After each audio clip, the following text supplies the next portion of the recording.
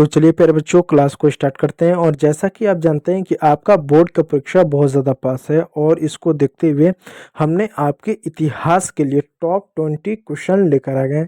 अब आपके मन में सवाल आता है, इतिहास के टोटल तो 100 क्वेश्चन आते हैं, हमको 100 प्रश्न दिया जाता है जिसमें से हमको सिर्फ 50 क्वेश्चन करने रहते हैं, तो आप टॉप 20 क्वेश्चन क्यों ला रहे हो?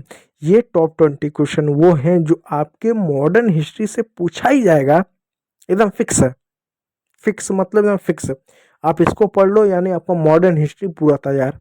मिडिवल एशियन को तो मैंने करा रखा है, लेकिन आपका आधुनिक जो भारत का इतिहास है पूरी तरह से कंप्लीट हो जाए, इससे बाहर आपका कोई भी प्रश्न नहीं आएगा। ठीक, इसलिए इसको तैयार कीजिएगा। चलिए क्लास को स्टार्ट करते हैं। चैनल पर नए हो तो सब्सक्राइब जरूर कीजिएगा प्यारे बच्चों। चलिए, आपके मोबाइल स्क्रीन पर पहला प्रश्न, 1793 में जब बंगाल में स्थायी बंदोबस्त लागू किया गया था। देखो यार, प्रश्न में आपको एक जानकारी भी मिल गई, क्या 1793 में बंगाल में स्थायी बंदोबस्त लागू किया गया था। तो वहाँ का गवर्नर जनरल कौन था? गवर्नर जनरल, जिसको हम जी गवर्नर जनरल जिसको हम जी कहते हैं, कौन था? Option A Warren Hastings, option B Cornwallis, option C Buchanan और ऑप्शन डी रिपन। तो सही उत्तर है ऑप्शन बी कॉर्नवालिस, जो था उस समय बंगाल का गवर्नर जनरल था। कब? 1793 में। और 1793 में बंगाल में स्थायी बंदोबस्त लागू हुआ था। ये देखो, ये उसका इमेज है। ठीक है प्यारे बच्चों, चलो अगला प्रश्न आपके मोबाइल स्क्रीन पर प्यारे बच्चों बहुत ज्यादा इंपॉर्टेंट है।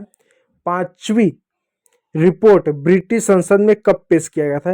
यानी 5वीं रिपोर्ट के नाम से एक रिपोर्ट थी, उसको ब्रिटिश संसद में कब प्रस्तुत किया गया था? आपके सामने ऑप्शन ए सन 1793, ऑप्शन बी सन 1774, ऑप्शन सी सन 1813 और ऑप्शन डी सन 1833। तो इसका सही उत्तर है प्यारे बच्चों सन 1813 में 5वीं रिपोर्ट ब्रिटिश संसद में पेश किया गया था। ये है आपका ब्रिटिश संसद। ठीक है प्यारे बच्चों, चलो आप इसी तरह से बढ़ते रहिए, कदम से कदम बढ़ाए जा। ठीक है बच्चों, तो ये आपके बोर्ड में अक्षर नंबर आएंगे। और पीडीएफ के लिए ओमकार हिस्ट्री हब जो टेलीग्राम चैनल है उसको ज्वाइन जरूर कीजिएगा, जहां आपको फ्री ऑफ कॉस्ट का पीडीएफ मिलेगा। आप अपने तैयारी को एक बेहतर दिशा दीजिए, जिससे आप क्या बेहतर अंक हासिल कर सकें। देखिए अगला प्रश्न क्या है, पिट्स इंडिया एक्ट कब पारित हुआ? एक एक्ट है पिट्स इंडिया एक्ट, ये कब पारित हुआ? ऑप्शन ए सन 1774, ऑप्शन बी सन 1784, ऑप्शन सी सन 1793 और ऑप्शन डी सन 1813। तो इसका सही उत्तर है सन 1784 में, ऑप्शन बी। उस समय ये पारित हुआ था पिट इंडिया एक्ट। ठीक है प्यारे बच्चों, इस बात को याद रखिएगा। अगला प्रश्न है, फ्रांसीसी बुकनान कौन थे? यानी फ्रांसीसी एक बुकनान ये थे, ये कौन थे? ऑप्शन ए एक चिकित्सक थे, ऑप्शन बी ये जमींदार थे, ऑप्शन सी एक व्यापारी थे और ऑप्शन डी एक गवर्नर थे। तो सही उत्तर है एक चिकित्सक थे, जो बहुत ही मशहूर चिकित्सक में से एक थे, फ्रांसीसी बुकनान। ठीक है प्यारे बच्चों, चलिए अगला प्रश्न बहुत ज्यादा इंपॉर्टेंट है, वी वेरी वेरी इंपॉर्टेंट प्रश्न है। ये टॉपिक को पढ़ के जाना, रट के जाना, कुछ भी हो जाए इस टॉपिक को मिस मत करना। कौन सा टॉपिक है? संथाल विद्रोह कब हुआ था, यानी संथालों ने विद्रोह कब किया? ऑप्शन ए सन 1792 और 93 में, ऑप्शन बी सन 1733 से 1700 का 1800 सन 1833 से लेकर 1834, ऑप्शन सी सन 1855 से लेकर 1856 में और ऑप्शन डी सन 1875 से 1876 में। तो इसका सही उत्तर है प्यारे बच्चों सन 1855 से लेकर सन 1856 में संथालों ने विद्रोह किया। तो यह सी सही उत्तर है, यानी इस समय क्या था, संथालों ने विद्रोह किया था। ठीक है प्यारे बच्चों, चलिए विद्रोह किया था या क्रांति किया था हम कह सकते हैं। अगला प्रश्न आपके मोबाइल स्क्रीन पे, अंग्रेजों ने दामिन ए कोह, क्या दामिन ए कोह में किस जनजाति को बसाया था? दामिन एको में किस जनजाति को बसाया था? आप इसका सही उत्तर दीजिए। ये भी बहुत ज़्यादा टॉपिक इंपॉर्टेंट है, क्योंकि ये भी प्रश्न जो है किसी न किसी एक समुदाय से। ऑप्शन ए संथालों को, ऑप्शन बी पहाड़ियों को, ऑप्शन सी मुंडाओं को और ऑप्शन डी इनमें से कोई नहीं था। ऑप्शन ए संथालों को बसाया था। तो संथालों से प्रश्न 2-3 जरूर आता है, इसलिए संथालों को पढ़ के जाइएगा।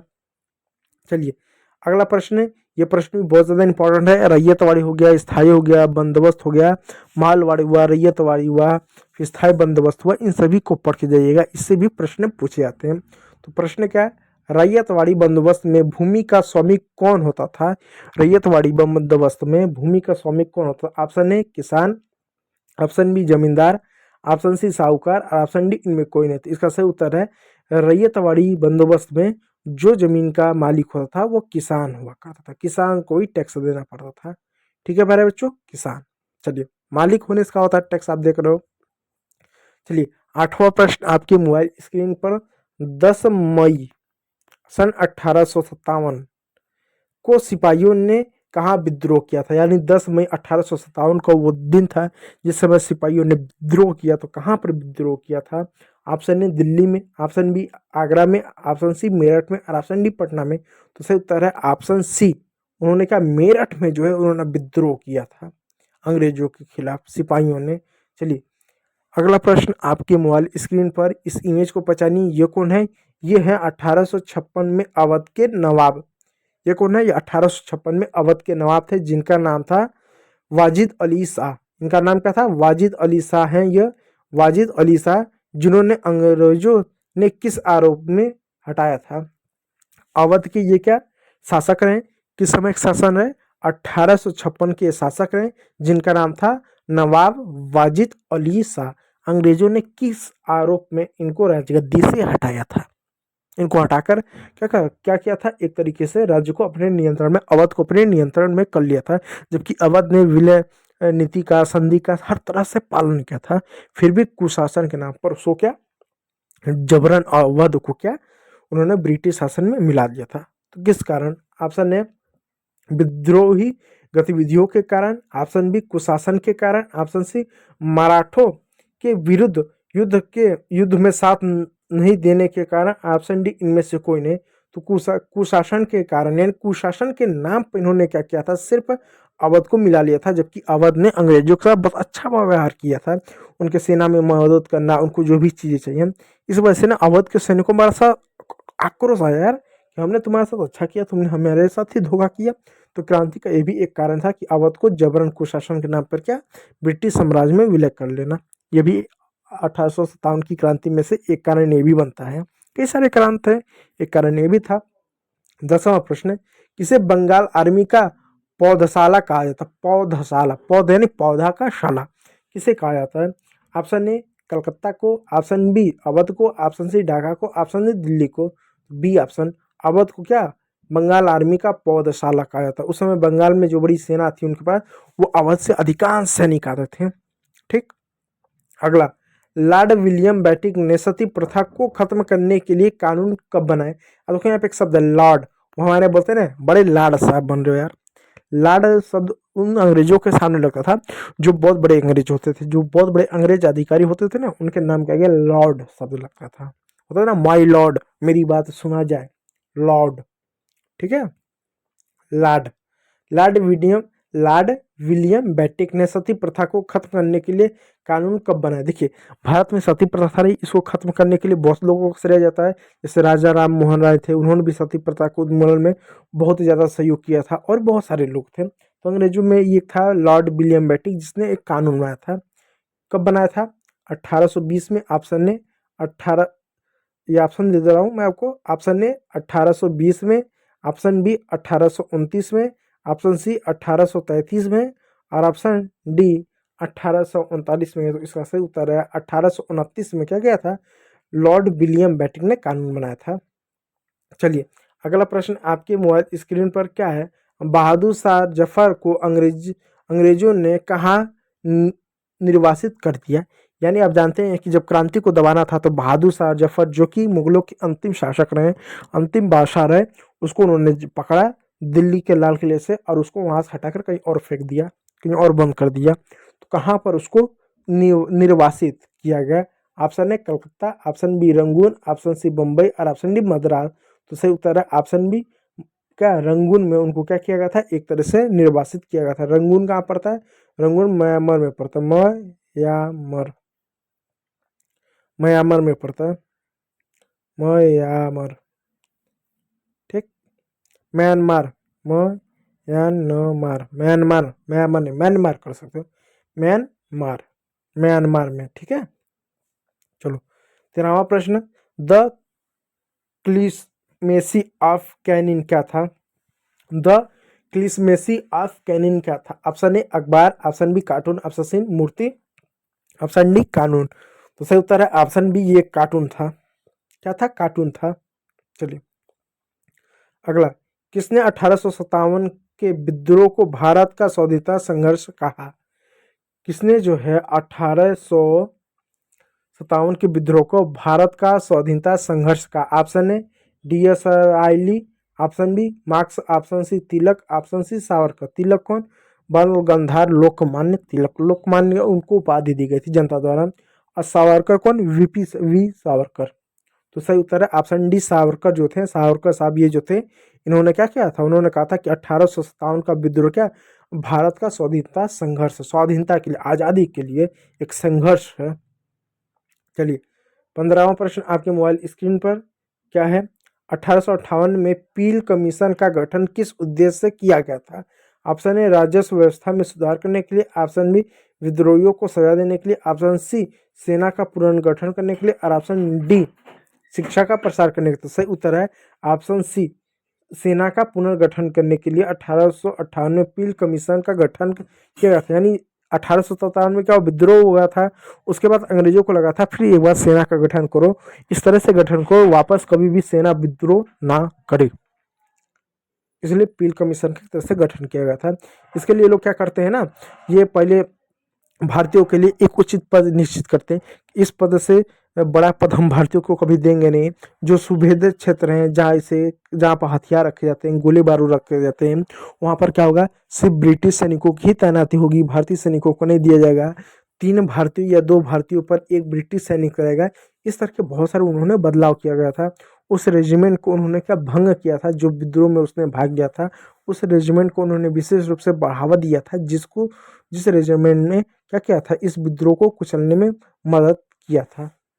ठीक है, चलिए भारत की राजधानी कलकत्ता से दिल्ली कब स्थानांतरित हुई?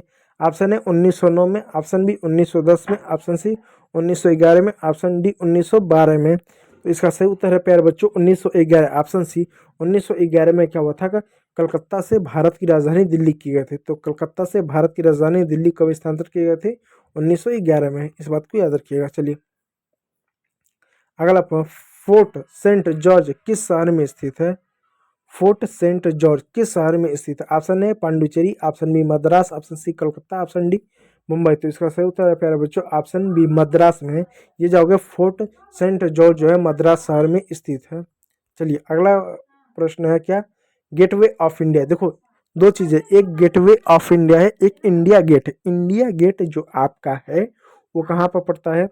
वो भारत में पड़ता है। भारत कहाँ? दिल्ली में पड़ता है।